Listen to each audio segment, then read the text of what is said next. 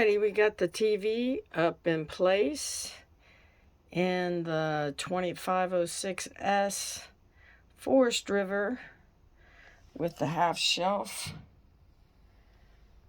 TV's up, moves all around.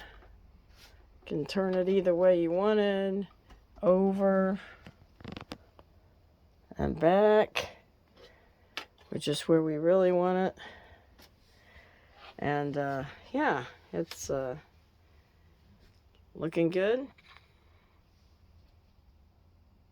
Works perfectly. Very secure.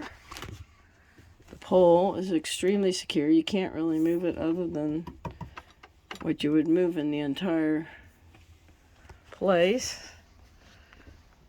So yeah, ended up being a really good hack for putting in a TV for the